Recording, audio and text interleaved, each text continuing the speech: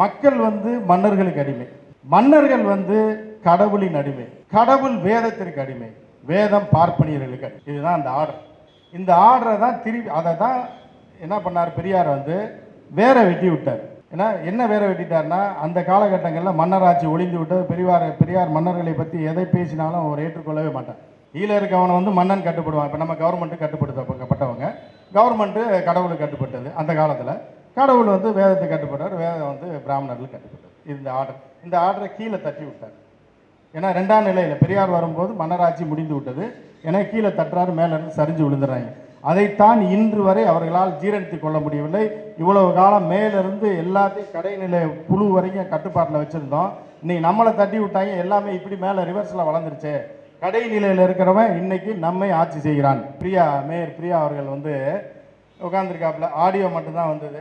அப்போ ஒரு பிராமணிய பெண்மணி, அந்த காலத்துலலாம் இப்போ பிரியா மாதிரி ஆட்கள்லாம் கேள்வி கேட்குறதுக்கே உள்ளே விட மாட்டாங்க. இப்போ வந்து அப்படியே ரிவர்ஸில் போகுது.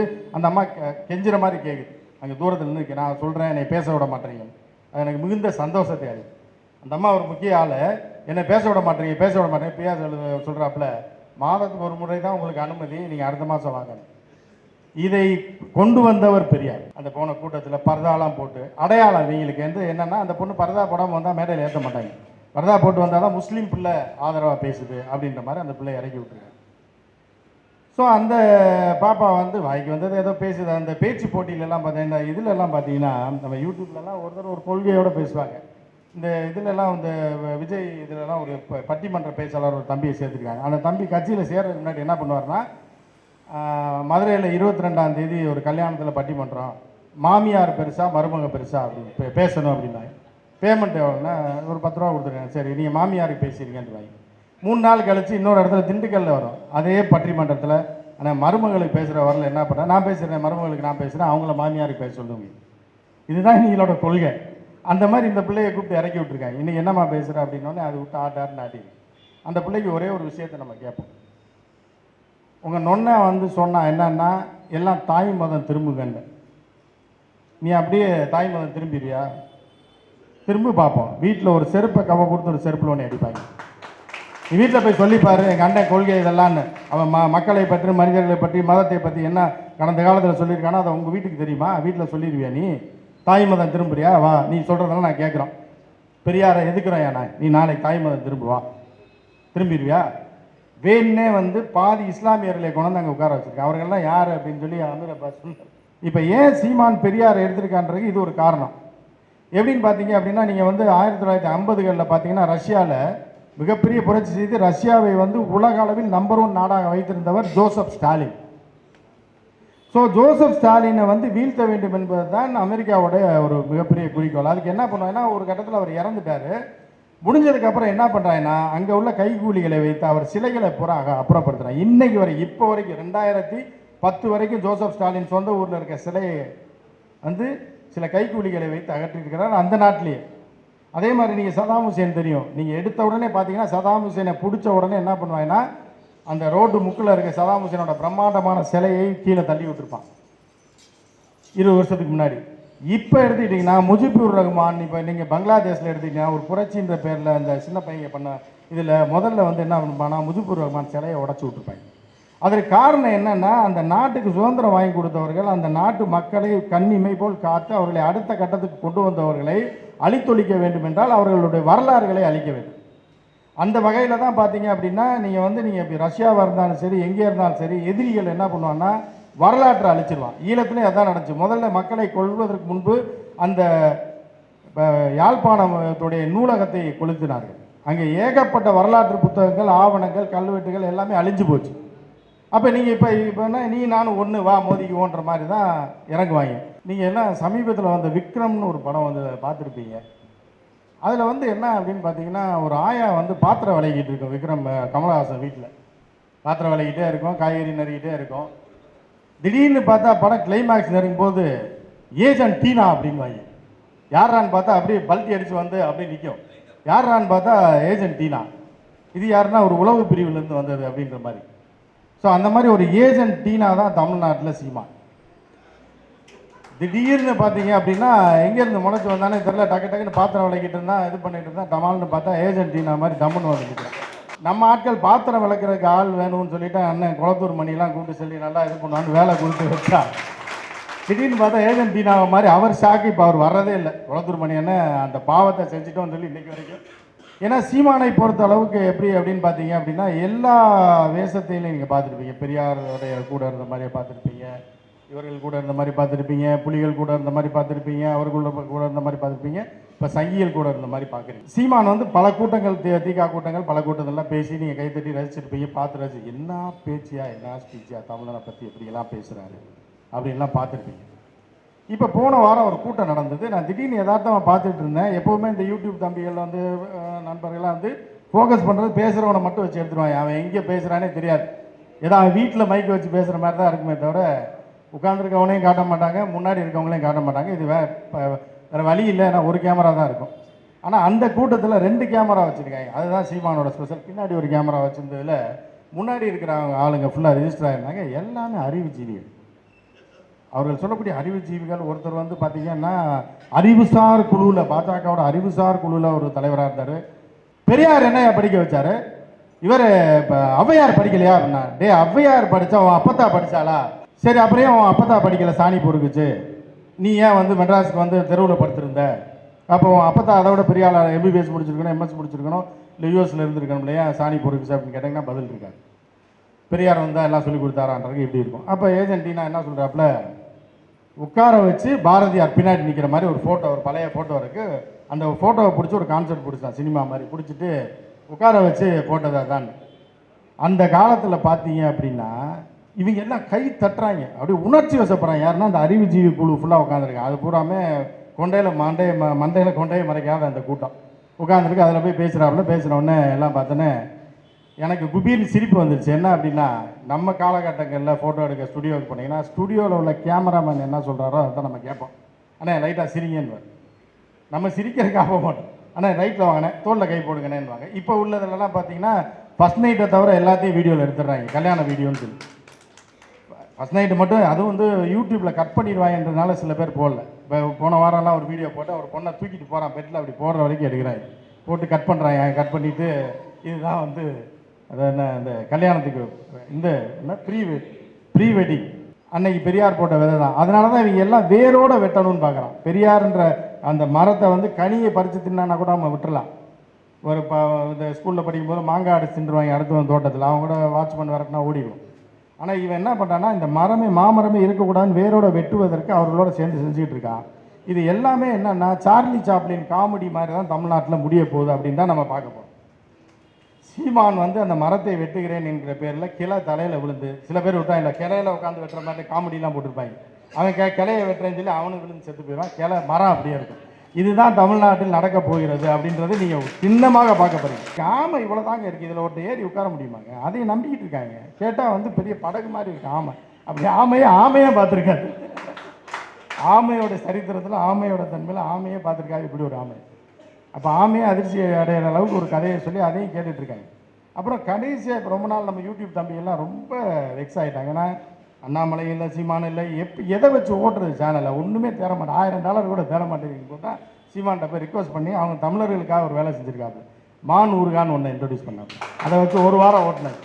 இப்போ சீமானை பொறுத்தளவுக்கு நான் என்னோட பார்வையில் எப்படி பார்க்குறேன் அப்படின்னு பார்த்தீங்கன்னா அது உண்மையாக அதுதான். ஏன்னா சர்வதேச அளவில் நம்ம புலிகள் உள்ள தொடர்புகள் இருக்குது, வெளிநாடுகள் நம்ம பத்திரிகையாளர் இருக்கிறதுனால நம்ம சங்கி கூட்டத்துலேயும் உட்காந்துருக்கோம், மணிக்கணக்காக உட்காந்துருக்கோம். ஐயா சங்கராச்சாரியாரோட பேட்டியும் எடுத்திருக்கோம். இப்படி பல்வேறு தளங்களில் நம்ம ட்ராவல் பண்ணியிருக்கோம். அப்போ வந்து என்னென்னா சீமானுடைய செயல்பாடுகள் அதை பற்றிலாம் நிறையா சொன்னாங்க, பேசினாங்க. நீங்கள் எல்லாம் சமீபத்தில் வந்த விக்ரம்னு ஒரு படம் வந்து பார்த்துருப்பீங்க. அதில் வந்து என்ன அப்படின்னு பார்த்தீங்கன்னா ஒரு ஆயா வந்து பாத்திரம் விளையிட்டு இருக்கும். விக்ரம் கமலஹாசன் வீட்டில் பாத்திரம் விளையிட்டே இருக்கும், காய்கறி நறுக்கிட்டே இருக்கும். திடீர்னு பார்த்தா படம் கிளைமேக்ஸ் நெருங்கும் போது ஏஜென்ட் டீனா அப்படின்வாங்க. யாரான்னு பார்த்தா அப்படியே பல்ட்டி அடித்து வந்து அப்படியே நிற்கும். யாரான்னு பார்த்தா ஏஜென்ட் டீனா. இது யாருன்னா ஒரு உளவு பிரிவுலேருந்து வந்தது அப்படின்ற மாதிரி. ஸோ அந்த மாதிரி ஒரு ஏஜென்ட் டீனா தான் தமிழ்நாட்டில் சீமான். திடீர்னு பார்த்தீங்க அப்படின்னா எங்கேருந்து முளைச்சி வந்தானே தெரியல, டக்குன்னு பாத்திரம் விளக்கிட்டு இருந்தான், இது பண்ணிட்டு இருந்தான். டமால்னு பார்த்தா ஏஜென்ட் டீனா மாதிரி டம்முன்னு வந்து நிற்கிறான். நம்ம ஆட்கள் பாத்திரம் விளக்குறதுக்கு ஆள் வேணும்னு சொல்லிட்டு அண்ணன் குளத்தூர் மணிலாம் கூப்பிட்டு சொல்லி நல்லா இது பண்ணுவான்னு வேலை கொடுத்து வச்சா திடீர்னு பார்த்தா ஏஜென்ட் தீனாவை மாதிரி அவர் ஷாக்கு. இப்போ அவர் வர்றதே இல்லை. குளத்தூர் மணி என்ன அந்த பாவத்தை செஞ்சுட்டோம்னு சொல்லி இன்றைக்கி வரைக்கும் உட்காந்துருக்காரு. அப்படி இருக்கு.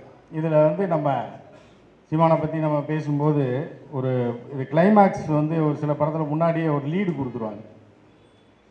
அந்த மாதிரி என்ன அப்படின்னு பார்த்தீங்கன்னா, நாம் சங்கிகளை ஒழிக்கப் போவதற்கு நாம் பயன்படுத்தக்கூடிய ஆயுதமாக சீமான் ஒரு நாள் இருப்பார் என்பதை நான் இப்போ உறுதியாக சொல்லிக்கிறேன். அந்த சீமானை வைத்து தான் நாம் காரியத்தை முடிக்கப் போகிறோம் என்பது உங்களுக்கு இப்போ தெரியாது, பின்னாடி தெரியும். ஏன்னா சீமானை பொறுத்த அளவுக்கு எப்படி அப்படின்னு பார்த்தீங்க அப்படின்னா, எல்லா வேஷத்தையும் நீங்கள் பார்த்துருப்பீங்க. பெரியாருடைய கூட இருந்த மாதிரியே பார்த்துருப்பீங்க, இவர்கள் கூட இருந்த மாதிரி பார்த்துருப்பீங்க, புலிகள் கூட இருந்த மாதிரி பார்த்துருப்பீங்க, அவர்கள் கூட இருந்த மாதிரி பார்த்துருப்பீங்க, இப்போ சங்கிகள் கூட இருந்த மாதிரி பார்க்குறீங்க. இவங்க இந்த கும்பல் நான் சொல்கிறேன்ல, அதை ஜாதி பேரை சொல்ல வேணாம், அவங்க எவ்வளோ பெரிய கோமாளி கூவைங்க அப்படின்னு பார்த்தீங்க அப்படின்னா, சீமான் வந்து பல கூட்டங்கள் தீகா கூட்டங்கள் பல கூட்டங்கள்லாம் பேசி நீங்கள் கைத்தட்டி ரசிச்சிருப்பீங்க, பார்த்து ரசிச்சு என்ன பேச்சியா என்ன ஸ்பீச்சியா தமிழனை பற்றி எப்படியெல்லாம் பேசுகிறாரு அப்படின்லாம் பார்த்துருப்பீங்க. இப்போ போன வாரம் ஒரு கூட்டம் நடந்தது. நான் திடீர்னு யதார்த்தமாக பார்த்துட்டு இருந்தேன். எப்போவுமே இந்த யூடியூப் தம்பிகள் வந்து நண்பர்கள்லாம் வந்து ஃபோக்கஸ் பண்ணுறது பேசுகிறவனை மட்டும் வச்சு எடுத்துருவாங்க. அவன் எங்கே பேசுகிறானே தெரியாது. ஏதோ அவன் வீட்டில் மைக்கு வச்சு பேசுகிற மாதிரி தான் இருக்குமே தவிர உட்காந்துருக்கவனையும் காட்ட மாட்டாங்க, முன்னாடி இருக்கவங்களையும் காட்ட மாட்டாங்க. இது வேறு வழி இல்லை. ஏன்னா ஒரு கேமரா தான் இருக்கும். ஆனால் அந்த கூட்டத்தில் 2 கேமரா வச்சுருக்காங்க. அதுதான் சீமானோட ஸ்பெஷல். பின்னாடி ஒரு கேமரா வச்சுருந்ததில் முன்னாடி இருக்கிற ஆளுங்க ஃபுல்லாக ரிஜிஸ்டர் ஆகிருந்தாங்க. எல்லாமே அறிவுஜீவிகள். அவர்கள் சொல்லக்கூடிய அறிவுஜீவிகள். ஒருத்தர் வந்து பார்த்திங்கன்னா அறிவுசார் குழுவில், பாஜகவோட அறிவுசார் குழுவில் ஒரு தலைவராக இருந்தார். ரஜினிகாந்த் என்ன பண்ணார்ன்றதை நம்ம அடுத்து சொல்லலாம். அவரெல்லாம் உட்காந்துருக்காரு, முன்னாடி உட்காந்துருக்காரு. நம்ம ஏஜென்ட் டீனா போய் ஆவேசமாக பேசுகிறாள், பயங்கர ஆவேசம். எப்பயும் போல கையை தூக்கி எல்லாம் பேசி என் பாட்டான் பாரதி இவ்வளோ உட்கார வச்சு யார் பொண்டாட்டியை உட்கார வச்சுட்டு நிற்கிறான் ஃபோட்டோவில் அப்படின்னு. அப்படி செஞ்சது யார் தமிழ்நாட்டில்? பாரதி. முதல்ல தன்னுடைய மனைவி உட்கார்ந்துருப்பா. அப்போ சொல்கிறாப்புல எப்பயும் வழக்கம் போல் நம்ம ஏஜென்ட் டீனா பேசும்போது என்னென்னா, தமிழை பழைய ஆள் அப்படின்ற மாதிரி என்ன சொல்லுவாப்புல அப்படின்னு பார்த்தீங்கன்னா, நம்ம தான் முதல்ல செஞ்சோம். பெரியார் என்னையா படிக்க வச்சாரு?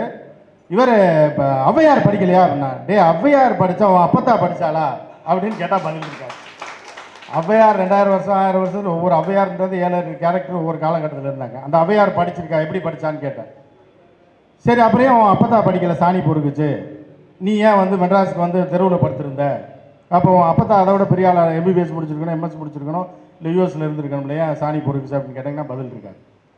பெரியார் வந்தால் எல்லாம் சொல்லி கொடுத்தாரான்றது இப்படி இருக்கும். அப்போ ஏஜென்ட் டீனா என்ன சொல்கிறாப்புல, உட்கார வச்சு பாரதியார் பின்னாடி நிற்கிற மாதிரி ஒரு ஃபோட்டோ, ஒரு பழைய ஃபோட்டோ இருக்குது.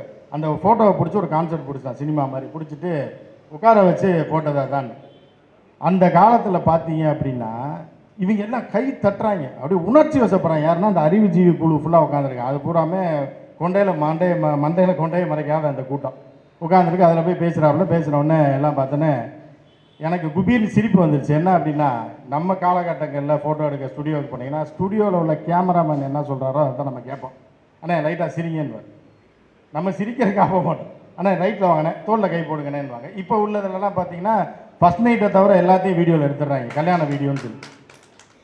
ஃபஸ்ட் நைட்டு மட்டும் அதுவும் வந்து யூடியூப்பில் கட் பண்ணிடுவாங்கன்றதுனால சில பேர் போடல. இப்போ போன வாரம்லாம் ஒரு வீடியோ போட்டு ஒரு பொண்ணை தூக்கிட்டு போகிறான் பெட்டில், அப்படி போடுற வரைக்கும் எடுக்கிறாங்க, போட்டு கட் பண்ணுறாங்க. கட் பண்ணிவிட்டு இதுதான் வந்து அது என்ன இந்த கல்யாணத்துக்கு இந்த என்ன ப்ரீ வெட்டிங் போஸ்ட் வெட்டிங் ரெண்டும் காட்டிட்டாங்க. அந்த முக்கியமான விஷயத்தை கட் பண்ணிட்டாங்க. ஏன்னா இதில் கட் பண்ணிடுறாங்க யூடியூப்பில் இன்றைக்கி நைட்டு போடுறான்னு வைங்க, அதை போடலாம் அப்படின்னு பூரா சரசரன்னு இன்றைக்கி 1000 வீடியோ இறங்கும். ஸோ அந்த மாதிரி இருக்கும்போது சீமான் பார்த்தோன்னே கை தட்டுறாங்க, கொதிக்கிறாங்க. அந்த காலகட்டத்தில் இருக்க ஃபோட்டோவை எடுத்து பார்த்தீங்கன்னா வெள்ளைக்காரனே மனைவியை கீழே உட்கார வச்சு தான் மேலே நின்றுருப்பான், கோட் சூட் போட்டு இப்படி நிற்பான். அவன் மனைவி வந்து கால் மேலே கால் போட்டு உட்காந்துருப்பான். இது வந்து அந்த காலத்து ஸ்டைல். எதெல்லாம் வச்சு ஓட்டுறான், இதை நம்பி கை வேற தட்டுறீங்களாடா அப்படின்னு சொல்லி ஏற்கனவே தற்குறிகள் கை தட்டுறான். அவன் கட்சியில் இருக்கான், சரி ரைட்டு பரவாயில்ல. நீங்கள்லாம் யாரான்னு பார்த்தா அப்போ இவங்க உண்மையிலே அறிவுசார் குழுன்னு பேர் வச்சுருக்காங்க, இதெல்லாம் வச்சுருக்காங்க. தவிர இவங்களை போன்ற தற்குறிகளை நீங்கள் இந்த உலகத்திலே பார்க்க முடியாதுன்றது அந்த ஒரு கூட்டம் காட்டி கொடுத்துருக்கு. ஸோ இதுதான் சீமான் அவர்களுக்கு சாதகமாக போயிடுது. ஏன்னா அவனையும் மண்டையை கழுவலாம். இப்போ அவன் தான் காசு வச்சுருக்கான். நீங்கள் ஒரு கான்செப்ட், அதாவது பெரியாரோட கான்செப்ட் எல்லாரும் பெரியாரிஸ்டுக்கு எல்லாமே நல்லா தெரியாது, நான் சொல்லி தெரிய வேண்டியதில்லை. மக்கள் வந்து மன்னர்களுக்கு அடிமை, மன்னர்கள் வந்து கடவுளின் அடிமை, கடவுள் வேதத்திற்கு அடிமை, வேதம் பார்ப்பனியர்களுக்கு அடிமை. இதுதான் அந்த ஆர்டர். இந்த ஆர்டரை தான் திருப்பி அதை தான் என்ன பண்ணார் பெரியார் வந்து வேற வெட்டி விட்டார். ஏன்னா என்ன வேற வெட்டிட்டார்னா, அந்த காலகட்டங்களில் மன்னராட்சி ஒளிந்து விட்டது. பெரியார் மன்னர்களை பற்றி எதை பேசினாலும் அவர் ஏற்றுக்கொள்ளவே மாட்டார். ராஜராஜ சோழன், ராஜேந்திர சோழனை பற்றி பெருமையாக பேசினாலும் சிறுமையாக பேசினாலும் பாண்டிய மன்னர்களை பற்றி பேசினாலும் பெரியார் ஒருபோதும் வரலாற்றுக்குள்ளே போகவே மாட்டார். ஏன் போக மாட்டார் அப்படின்னா, நல்லது செஞ்சானா கெட்டது செஞ்சானா ஒளிஞ்சு போயிட்டான் விடு, ஏன்னா இப்போ வந்து மக்களாட்சி வந்துருச்சு அப்படின்ற மாதிரி. அப்போ மக்களாட்சி வந்ததுக்கப்புறம் என்ன ஆகுது அப்படின்னு பார்த்தீங்கன்னா, கடவுளை டச் பண்ணுறாரு. அடுத்து அதற்கும் காரணத்தை பெரியார் சொல்லியிருக்காரு, உங்கள் எல்லாருக்குமே தெரியும். ஏன் கடவுளை டச் பண்ணுறாருன்னா, மேலே இருக்கவனை வெட்டணும். அப்போ அந்த ஆர்டரை உடச்சிட்டோம்னா டோட்டலாக எல்லாம் சரிஞ்சு என்னுடைய கட்டுப்பாட்டில் தான் அந்த கடைநிலையில் இருக்கிற வரைக்கும் இருக்கான். அது ஜாதி மதம்லாம் கிடையாது. கீழே இருக்கவனை வந்து மன்னன் கட்டுப்படுவான். இப்போ நம்ம கவர்மெண்ட்டு கட்டுப்படுத்தப்பட்டவங்க, கவர்மெண்ட்டு கடவுளுக்கு கட்டுப்பட்டது. அந்த காலத்தில் கடவுள் வந்து வேதத்துக்கு கட்டுப்பட்டார், வேதம் வந்து பிராமணர்களுக்கு கட்டுப்பட்டது. இந்த ஆர்டரை கீழே தட்டி விட்டார். ஏன்னா ரெண்டாம் நிலையில் பெரியார் வரும்போது மன்னராட்சி முடிந்து விட்டது. ஏன்னா கீழே தட்டுறாரு, மேலேருந்து சரிஞ்சு விழுந்துடுறாங்க. அதைத்தான் இன்று வரை அவர்களால் ஜீரணித்து கொள்ள முடியவில்லை. இவ்வளவு காலம் மேலிருந்து எல்லாத்தையும் கடைநிலை புழு வரைக்கும் கட்டுப்பாட்டில் வச்சுருந்தோம். இன்னைக்கு நம்மளை தட்டி விட்டாங்க, எல்லாமே இப்படி மேலே ரிவர்ஸில் வளர்ந்துருச்சு. கடைநிலையில் இருக்கிறவன் இன்னைக்கு நம்மை ஆட்சி செய்கிறான். அதான் நான் ஒரு வீடியோவில் கூட போட்டிருந்தேன். அன்றைக்கி மேயர் பிரியா அவர்கள் வந்து உட்காந்துருக்காப்புல, ஆடியோ மட்டும்தான் வந்தது. அப்போ ஒரு பிராமணிய பெண்மணி, அந்த காலத்துலலாம் இப்போ பிரியா மாதிரி ஆட்கள்லாம் கேள்வி கேட்குறதுக்கே உள்ளே விட மாட்டாங்க. இப்போ வந்து அப்படியே ரிவர்ஸில் போகுது. அந்த அம்மா கெஞ்சுற மாதிரி கேட்குது, அங்கே தூரத்தில் இருந்து நான் சொல்கிறேன் என்னை பேச விட மாட்டேறீங்க. அது எனக்கு மிகுந்த சந்தோஷத்தை ஆகுது. அந்த அம்மா ஒரு முக்கிய ஆள், என்னை பேச விட மாட்டேறீங்க பிரியா சொல்கிறாப்புல, மாதத்துக்கு ஒரு முறை தான் உங்களுக்கு அனுமதி, நீங்கள் அடுத்த மாதம் வாங்க. இதை கொண்டு வந்தவர் பெரியார். இதை கொண்டு வந்தவர், இப்படி ஒரு நிலையை கொண்டு வந்தவர். அந்த ஒரு ஆடியோ மட்டும்தான் இருந்துச்சு, ரொம்ப சந்தோஷமாக இருந்தது.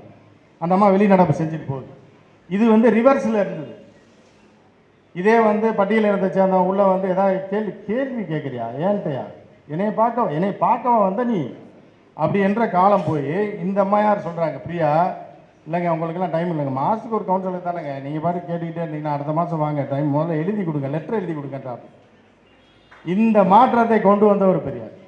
இன்னைக்கு சீமான் இன்றைக்கு இவ்வளவு தூரம் பேசி கொண்டிருக்கிறதை கொண்டு வந்தவர் பெரியார். இப்போ இதெல்லாம் பெரியாரை பற்றி உங்களுக்கு எல்லாருமே தெரியும். அப்போ ஒரு பொண்ணு வந்து இப்போ எல்லாரும் அதான் பேசினாங்க. அந்த போன கூட்டத்தில் பரதாலாம் போட்டு அடையாளம் இவங்களுக்கு வந்து என்னென்னா, அந்த பொண்ணு பரதா போடாமல் வந்தால் மேடையில் ஏற்ற மாட்டாங்க, பரதா போட்டு வந்தால் தான் முஸ்லீம் பிள்ளை ஆதரவாக பேசுது அப்படின்ற மாதிரி அந்த பிள்ளை இறக்கி விட்டுருக்காங்க. ஸோ அந்த பாப்பா வந்து வாய்க்கு வந்தது ஏதோ பேசுது. அந்த பேச்சு போட்டியிலலாம் பார்த்தீங்கன்னா, இதிலெல்லாம் பார்த்தீங்கன்னா நம்ம யூடியூப்லலாம் ஒரு கொள்கையோடு பேசுவாங்க. இந்த இதிலெல்லாம் இந்த விஜய் இதிலெல்லாம் ஒரு பட்டிமன்ற பேச்சாளர் ஒரு தம்பியை சேர்த்துருக்காங்க. அந்த தம்பி கட்சியில் சேர்றதுக்கு முன்னாடி என்ன பண்ணுவார்னா, மதுரையில் 22ஆம் தேதி ஒரு கல்யாணத்தில் பட்டிமன்றம், மாமியார் பெருசா மருமக பெருசா அப்படின்னு பேசணும் அப்படின்னாங்க. பேமெண்ட் எவ்வளோன்னா ஒரு 10 ரூபா கொடுத்துருக்காங்க. சரி நீங்கள் மாமியாருக்கு பேசியிருக்கேன்னு வாங்கி 3 நாள் கழித்து இன்னொரு இடத்துல திண்டுக்கல்லில் வரும் அதே பட்டிமன்றத்தில். ஆனால் மருமகளுக்கு பேசுகிற வரல என்ன பண்ணேன், நான் பேசுகிறேன் மருமகளுக்கு நான் பேசுகிறேன், அவங்கள மாமியாருக்கு பேச சொல்லுங்க. இதுதான் நீங்களோட கொள்கை. அந்த மாதிரி இந்த பிள்ளையை கூப்பிட்டு இறக்கி விட்டுருக்காங்க. இன்னைக்கு என்னம்மா பேசுகிற அப்படின்னோடனே அது விட்டு ஆட்டாருன்னு ஆட்டி. அந்த பிள்ளைக்கு ஒரே ஒரு விஷயத்தை நம்ம கேட்போம், உங்கள் நொன்னை வந்து சொன்னால் என்னன்னா, எல்லாம் தாய் மதம் திரும்புங்கன்னு. நீ அப்படியே தாய் மதம் திரும்பிடுவியா? திரும்பி பார்ப்போம். வீட்டில் ஒரு செருப்பை கவ கொடுத்து ஒரு செருப்பில் ஒன்று அடிப்பாங்க. நீ வீட்டில் போய் சொல்லிப்பாரு, எங்கள் அண்ணன் கொள்கை இதெல்லான்னு. அவன் மக்களை பற்றி, மனிதர்களை பற்றி, மதத்தை பற்றி என்ன கடந்த காலத்தில் சொல்லியிருக்கானோ அதை உங்கள் வீட்டுக்கு தெரியுமா? வீட்டில் சொல்லிடுவியா? நீ தாய் மதம் திரும்புறியா? வா, நீ சொல்கிறதெல்லாம் நான் கேட்குறோம். பெரியாரை எதுக்குறோம் நான், நீ நாளைக்கு தாய் மதம் திரும்புவா, திரும்பிடுவியா? வேணே வந்து பாதி இஸ்லாமியர்களை கொண்டு அங்கே உட்கார வச்சுருக்கேன். அவர்கள்லாம் யார் அப்படின்னு சொல்லி அமீர் அப்பாஸ் சொன்னார். ஸோ இந்த மாதிரி வந்து இது ஒரு பக்கம், இதெல்லாம் ஒரு பக்கம் நம்ம ஜென்ரலாக நடக்கிறத நம்ம பேசுகிறோம். இப்போ ஒரு சீரியஸான ஒரு விஷயத்த நம்ம எல்லாரும் நம்மளுடைய சந்ததிகளுக்கு பூரா விதைக்க வேண்டியது இருக்குது.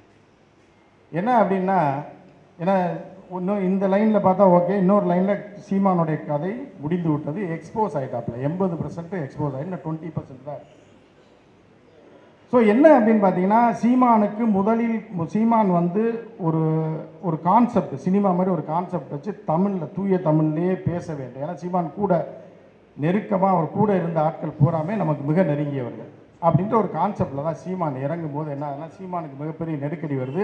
சீமான் நினைத்த அளவிற்கு பணம் கிடைக்கல. அப்போ வந்து உண்மையிலேயே ஒரு பற்றாளனாக நம்ம இருக்கணும் அப்படின்ற மாதிரி இருக்கும்போது என்ன ஆகுதுன்னா, பிரபாகரன் அவர்கள் இறந்ததுக்கு பிறகு என்ன பண்ணாங்கன்னா, இதை வைத்து ஒரு மிக பெரிய அளவில் தொழில் பண்ணலாம். ஏன்னா ஈழத்தில் இருந்தவர்களும் ஈழத்திலிருந்து சென்றவர்களும் பல நாடுகள் இருக்கவும் நமக்கு பர்சனலாக பழக்கம் இருக்காங்க. இன்றைக்கி ஜெர்மன்லேயும் ஃப்ரான்ஸ்லேயும் அங்கே வைத்திருக்க உண்டியல் இந்த மாதம் எவ்வளோ வசூலாச்சு, இவங்களுக்கு எவ்வளோ போச்சு, யார் யாரெல்லாம் கட் பண்ணியிருக்காங்க, யார் யாரெல்லாம் பணம் கொடுக்குறாங்கன்றது அவர்கள் கேட்டால் சொல்லிடுவாங்க. இப்போ அது டோட்டலாக கட்டு 90% கட்டு. அதனால தான் ஈழத்தமிழர் விவகாரத்தையும் தலைவர் விவகாரத்தையும் இப்போது எடுத்து பேசுவதே இல்லை. ஏன்னா வந்து இப்போ எல்லாம் ஃபண்டெல்லாம் கட் ஆயிடுச்சு. ஸோ இது இப்படி இருக்குது. ஸோ இப்போ என்ன பண்ணிக்கிறான்னா, சீமானை வைத்து ஏன்னா அது வந்து ஒரு தேச தொடர்பான ஒரு விவகாரம், ஒரு உளவுத்துறை தொடர்பான விவகாரம். அதில் என்ன அப்படின்னு பார்த்தா, நமக்கு இலங்கைக்கும் ஒரு மிகப்பெரிய ஒரு உறவும் இருக்குது. அதே நேரத்தில் இந்தியன் கவர்மெண்ட் இன்னொரு சைட்டில் வேறு ஒரு மாதிரியான, அது எந்த அரசு வந்தாலும் வேறு மாதிரியான ஒரு கட்டுப்பாட்டை இலங்கையில் செய்து கொண்டிருக்கும். அது இலங்கை தமிழர்களுக்கும் அமைப்பில் இருக்கவங்களுக்கு எல்லாருக்குமே தெரியும். ஸோ அந்த வகையில் என்ன பண்ணுறாங்கன்னா, டீஃபேம் பண்ணுறாங்க. எதை டீஃபைன் பண்ணுறாங்கன்னா, வரலாறை அழிக்கணும். இப்போ ஏன் சீமான் பெரியார் எடுத்திருக்கான்றது இது ஒரு காரணம். எப்படின்னு பார்த்தீங்க அப்படின்னா, நீங்கள் வந்து 1950களில் பார்த்தீங்கன்னா ரஷ்யாவில் மிகப்பெரிய புரட்சி செய்து ரஷ்யாவை வந்து உலக அளவில் நம்பர் 1 நாடாக வைத்திருந்தவர் ஜோசப் ஸ்டாலின். ஸோ ஜோசப் ஸ்டாலினை வந்து வீழ்த்த வேண்டும் என்பது தான் அமெரிக்காவுடைய ஒரு மிகப்பெரிய குறிக்கோள். அதுக்கு என்ன பண்ணுவாங்கன்னா, ஒரு கட்டத்தில் அவர் இறந்துட்டார். முடிஞ்சதுக்கப்புறம் என்ன பண்ணுறாங்கன்னா, அங்கே உள்ள கைகூலிகளை வைத்து அவர் சிலைகளை பூரா அப்புறப்படுத்துகிறார். இன்னைக்கு வரைக்கும், இப்போ வரைக்கும் 2010 வரைக்கும் ஜோசப் ஸ்டாலின் சொந்த ஊரில் இருக்க சிலையை வந்து சில கைகூலிகளை வைத்து அகற்றிருக்கிறார் அந்த நாட்டிலேயே. அதே மாதிரி நீங்கள் சதாம் ஹுசேன் தெரியும். நீங்கள் எடுத்த உடனே பார்த்தீங்கன்னா, சதாம் ஹுசேனை பிடிச்ச உடனே என்ன பண்ணுவாங்கன்னா, அந்த ரோட்டு முக்கில் இருக்க சதாம் ஹுசேனோட பிரம்மாண்டமான சிலையை கீழே தள்ளி விட்டுருப்பான் 20 வருஷத்துக்கு முன்னாடி. இப்போ எடுத்துக்கிட்டிங்கன்னா முஜிபுர் ரஹ்மான், இப்போ நீங்கள் பங்களாதேஷில் எடுத்துக்கிட்டிங்கன்னா ஒரு புரட்சின்ற பேரில் அந்த சின்ன பையன் பண்ண இதில் முதல்ல வந்து என்ன பண்ணுவானா, முஜிபுர் ரஹ்மான் சிலையை உடச்சி விட்டுருப்பாங்க. அதற்கு காரணம் என்னென்னா, அந்த நாட்டுக்கு சுதந்திரம் வாங்கி கொடுத்தவர்கள் அந்த நாட்டு மக்களை கண்ணிமை போல் காத்து அவர்களை அடுத்த கட்டத்துக்கு கொண்டு வந்தவர்களை அழித்தொழிக்க வேண்டும் என்றால் அவர்களுடைய வரலாறுகளை அழிக்க வேண்டும். அந்த வகையில் தான் பார்த்தீங்க அப்படின்னா, நீங்கள் இப்போ ரஷ்யாவாக இருந்தாலும் சரி, எங்கே இருந்தாலும் சரி, எதிரிகள் என்ன பண்ணுவாங்கன்னா வரலாற்றை அழிச்சிருவான். ஈழத்துலேயும் அதான் நடந்துச்சு. முதல்ல மக்களை கொள்வதற்கு முன்பு அந்த யாழ்ப்பாணத்துடைய நூலகத்தை கொளுத்தினார்கள். அங்கே ஏகப்பட்ட வரலாற்று புத்தகங்கள், ஆவணங்கள், கல்வெட்டுகள் எல்லாமே அழிஞ்சு போச்சு. அப்போ நீங்கள் இப்போனா நீ நானும் ஒன்று வா மோதிக்குவோன்ற மாதிரி தான் இறங்குவாங்க. அந்த வகையில் தான் இப்போ பெரியாரை வீழ்த்துவதற்கு அவர்கள் இறங்கி இருக்கிறார்கள். என்னென்னா, பெரியார் பேரை சொல்லி தான் இன்றைக்கு வரைக்கும் தமிழகத்தில் அரசியல் போயிட்டுருக்கு. இப்போ தன்னெழுச்சியே அத்தனை பேர் வந்திருக்கீங்க. நான் ஒரு புஸ்தக கண்காட்சிக்கு போயிருந்தேன். ஒரு பெரிய ஆள், ஒரு சினிமாவில் இருந்த ஒரு டைரக்டர் தான். ஒரு 2 டைரக்டரை கூப்பிட்டுருந்தார், ஒரு டிவி ஓனரை கூப்பிட்டுருந்தார். ஏன்னா என்னையும் அழைத்திருந்தார் நண்பர்ன்ற முகையில். நானும் போயிருந்தேன். என்னை பேசுகிற கூப்பிடல. நான் சொல்கிறது ஒரு 5-6 வருஷத்துக்கு முன்னாடி. நானும் உட்காந்துருந்தேன். போய் லேட்டாக போயிட்டோம்னு நான் வேகமாக போகிறேன். வேறு சேரெல்லாம் காலியாக இருந்தது. மைக் செட்டு போடுறவர், கேமராக்காரர் மட்டும்தான் உட்காந்துருந்தாங்க. ஸோ வந்து இன்றைக்கி பார்த்தீங்கன்னா தன்னெழுச்சியாக இவ்வளவு பேர், வேறு எந்த வசதியும் இல்லை, இது ஒரு ஏசி ஹால் கூட இல்லை, இவ்வளோ பேர் வந்திருக்கீங்க அப்படின்னா பெரியாரிசம் இன்னும் உயிரோடு இருக்கிறது அப்படின்றது இது ஒன்று தான் சாட்சி. பெண்களும் உட்கார்ந்துருக்கீங்க. ஏன்னா அவர்களுக்கு ஆழமாக இங்கே வந்திருக்கக்கூடிய பெண்களுக்கு பெரியாரை பற்றி மிக ஆழமாக தெரிந்த பெண்களும் வந்திருக்கிறார்கள், லேசாக தெரிந்தவர்கள் வந்திருக்கிறார்கள். ஆனால் இன்றைக்கி நம்ம இந்த இடத்துல உட்கார்ந்துருக்கோம், ஒரு கூட்டத்தில் போய் உட்கார்றோம் அப்படின்னாலே அன்னைக்கு பெரியார் போட்ட விதை தான். அதனால தான் இவங்க எல்லாம் வேரோடு வெட்டணும்னு பார்க்குறான். பெரியார்ன்ற அந்த மரத்தை வந்து கனியை பறித்து தின்னா கூட நம்ம விட்டுறலாம். ஒரு இந்த ஸ்கூலில் படிக்கும்போது மாங்காய் அடிச்சு தின்றுவாங்க அடுத்த தோட்டத்தில், அவங்க கூட வாட்ச்மேன் வரட்டுனா ஓடிடும். ஆனால் இவன் என்ன பண்ணுறான்னா, இந்த மாமரமே இருக்கக்கூடாதுன்னு வேரோட வெட்டுவதற்கு அவர்களோட சேர்ந்து செஞ்சுக்கிட்டு இருக்கான். இது எல்லாமே என்னென்னா சார்லி சாப்ளின் காமெடி மாதிரி தான் தமிழ்நாட்டில் முடிய போகுது அப்படின்னு தான் நம்ம பார்க்க போகிறோம். சீமான் வந்து அந்த மரத்தை வெட்டுகிறேன் என்கிற பேரில் கிளை தலையில் விழுந்து, சில பேர் விட்டா இல்லை கிளையில் உட்காந்து வெட்டுற மாதிரி காமெடிலாம் போட்டிருப்பாங்க. அவன் கிளையை வெட்டுறேன்னு சொல்லி அவனுக்கு விழுந்து செத்து போயிடுவான். மரம் அப்படியே இருக்கும். இதுதான் தமிழ்நாட்டில் நடக்க போகிறது அப்படின்றது நீங்கள் சின்னமாக பார்க்க போகிறீங்க. ஏன்னா சீமான் ஒரு பக்கம் காமெடியன், இன்னொரு பக்கம் என்ன அப்படின்னு பார்த்தீங்கன்னா, அடிக்கிற அடியில் வடிவேல் ஒரு காமெடியில் சொல்லுவார். என்னென்னா, விக்ரம் வந்து அப்படி படுத்துருக்கும்போது வடிவேல் வந்து முரட்டு மீசையும் ஒரு மலையாளி டைரக்டர் எடுத்த படம், ஒரு மருவும் வச்சு நிற்பார். என்ன புலி இங்கே நிற்கிற அப்படின்னா, வந்திருக்கேன் ஏதாவது வேலை இருந்தால் சொல்லுங்க. என்ன புலி, ராயரையாவை பார்க்க போனேன்னு. ராயரையாவை பார்த்து வேலை எதுவும் கொடுக்கலையான்னு. அவர் இப்போ ஒரு நிமிஷம் பார்த்தாரு, முறைச்சி இன்னும் உத்து பார்த்தாரு, தப்புன்னு கையை காலம் அமுக்குன்ட்டார். ஐயோ இதே இவ்வளோ பெரிய மீசை வச்சு மருவெலாம் வச்சு மிரட்டலாக இருக்கே உடனே கையை காலம் அவர் கண்டுபிடிச்சிட்டாருங்க பார்த்த உடனே அப்படின்ற மாதிரி தான் சீமான். இதுதான் சீமான். சீமான் நீங்கள் சீரியஸாக எடுக்கவே வேண்டாம். சீமானை எப்படி வேண்டுமென்னா என்றாலும் கையை காலம் அமுக்க வைக்கலாம், அதற்கு நீங்கள் தயாராகுங்க. அதுதான் நமக்கு வேணுமே தவிர சீமான் வந்து ஒரு துருப்பிடிச்ச கத்தி. அந்த கத்தியை எடுத்து நம்ம எவனை கிழிச்சாலும் அவன் செப்டிக்கில் செத்து போயிடுவான். புரியுதா அவங்களுக்கு? அதனால் நீங்கள் சீமான் என்கிற கத்தியை நீங்கள் கையில் எடுக்க பழகுங்கள். அதே சீமான் வச்சு இன்னும் 2-3 வருஷத்தில் பாருங்கள் சங்கிகளை என்ன கிழிக்கிறாப்பு. புரியுதா அவங்களுக்கு? இது நடந்தே ஆகும். அவர்கள் வந்து ஒளிந்து போவார்கள். சீமானை நம்பி போனவன் பூராமே நாசம். ஏன்னா இன்னொரு அஜெண்டா என்ன கொடுத்தாங்கன்னா, பிரபாகரன் அவர்களுடைய புகழை குலைப்பதற்காக அவர் சமையல்காரர் ரேஞ்சுக்கு பில்டப் பண்ணி கொஞ்ச நாள் சுற்றிட்டு இருந்தான். இந்த கறி அந்த கறியவோ அந்த கூட சகோதரர் கூட சொன்னார், ஆம ஓட்டை திருப்பி போட்டால் வந்து போக முடியாதுன்னு சயின்ஸில் சொல்லுது அப்படின்னாரு. ஆனால் உண்மையில சயின்ஸில் சொல்லுது, ஆனால் ஹிஸ்ட்ரியில் அப்படி சொல்லலையே. ஆம ஓட்டை திருப்பி போட்டால் போகலான்னு சொல்லு. சீமானோட ஹிஸ்ட்ரியில் அப்படி இல்லை சொல்லுது அப்படின்ற மாதிரி இதையும் நம்பிக்கிட்டு இருக்காங்க. ஆமாம் இவ்வளோ தாங்க இருக்குது, இதில் ஒருத்தர் ஏறி உட்கார முடியுமாங்க? அதையும் நம்பிக்கிட்டு இருக்காங்க. கேட்டால் வந்து பெரிய படகு மாதிரி இருக்கு ஆமை. அப்படி ஆமையே பார்த்துருக்காரு. ஆமையோட சரித்திரத்தில் ஆமையோட தன்மையில் ஆமையே பார்த்துருக்காரு இப்படி ஒரு ஆமை. அப்போ ஆமையே அதிர்ச்சி அடைகிற அளவுக்கு ஒரு கதையை சொல்லி அதையும் கேட்டுட்ருக்காங்க. அப்புறம் கடைசியாக இப்போ ரொம்ப நாள் நம்ம யூடியூப் தம்பியெல்லாம் ரொம்ப வெக்ஸ் ஆகிட்டாங்க. ஏன்னா அண்ணாமலை இல்லை, சீமான் இல்லை, எதை வச்சு ஓட்டுறது சேனலை ஒன்றுமே தேர மாட்டேன். $1000 கூட தேர மாட்டேங்குது போட்டால் சீமான்கிட்ட போய் ரிக்வஸ்ட் பண்ணி அவங்க தமிழர்களுக்காக ஒரு வேலை செஞ்சுருக்காங்க. மான் ஊருகான்னு ஒன்று இன்ட்ரடியூஸ் பண்ணாங்க. அதை வச்சு ஒரு வாரம் ஓட்டினது கேளுங்க, அவங்களுக்குலாம் தெரியும். நல்லா போச்சு, ஒரு வாரம் நல்லா போயிட்டு. ஸோ இப்போ திருப்பியும் டவுன் ஆகி போய் இப்போ திருப்பி பெரியாரை போட்டு இழுத்து 4 பிள்ளைங்களை கட்டி இறக்கி விட்டுருக்காப்புல. இப்போ என்ன அப்படின்னு பார்த்தீங்க அப்படின்னா, இது ஏன் அன்னைக்கு கூட்டத்திற்கு சீமான் வரவில்லை, இந்த பிள்ளைங்க பசங்களை வச்சு பேசினாங்க அப்படின்னு பார்த்தீங்கன்னா, 2 இடத்துல இருந்து மாமூல் போயிடுச்சு. ஒரு இடத்துல வந்து போய் கேஸில் தப்பிக்கிறதுக்காக தமிழக அரசோட ஒரு உடன்பாடு போட்டோன்னே அவங்க கேட்டாங்க, ஐயோ காசு வாங்கினா என்ன ஒன்றும் பண்ணாமல் நீ பாட்டு உட்காந்துருக்கு 1 மாதம் ஆனோடனே. இல்லை எஜமா நான் ஒரு 4 பேரை வச்சு கூட்டம் நடத்துறேன்னு சொல்லி கூட்டத்தை நடத்தி வண்டியாக பேச விட்டுருக்காங்க. இவங்க கூப்பிட்டு கேட்டேன் என்னன்னு, நான் போல இல்லைங்க ஆசைப்பட்டாங்க, அவங்க ஏதோ பண்ணிட்டாங்க. ஸோ இவர்கள் எல்லாமே என்னென்னா, சீமான் வந்து எல்லாருக்குமே தெரிஞ்சது தான். என்னென்னா சீமான் வந்து ஒரு வழிபோக்கு ஒரு இடத்துக்கு போகிறோன்னா டீ கடையில் நிற்கிற மாதிரி தான். டீ கடையில் நம்ம சாப்பிட்றோம், அந்த இடத்துல நிற்க மாட்டோம், அடுத்த ஏரியாவுக்கு போயிடுவோம்ல. அந்த மாதிரி எல்லாம் ஒரு ரவுண்டில் வந்துக்கிட்டே இருப்பாங்க. சீமான்றது நம்மகிட்ட தான் வருவாங்க. சுற்றி வந்து இந்த திராவிட கொள்கையில் படிக்க ஆரம்பித்தாங்கன்னா, பார்க்க ஆரம்பித்தாங்கன்னா மீண்டும் அவர்கள் வந்துடுவாங்க. நிச்சயமாக இந்த போராட்டத்தில், பெரியாருக்கு எதிரான சங்கிகளோட போராட்டத்தில் சீமானை வைத்து நாம் இன்னும் 2-3 வருடங்கள் வெற்றி பெறுவோம். இதே சீமான் சங்கிகளை கிழிப்பதை நாம் பார்க்கத்தான் போகிறோம், அது நடக்கத்தான் போகிறது என்று சொல்லி உரையை முடித்துக் கொள்கிறேன். நன்றி.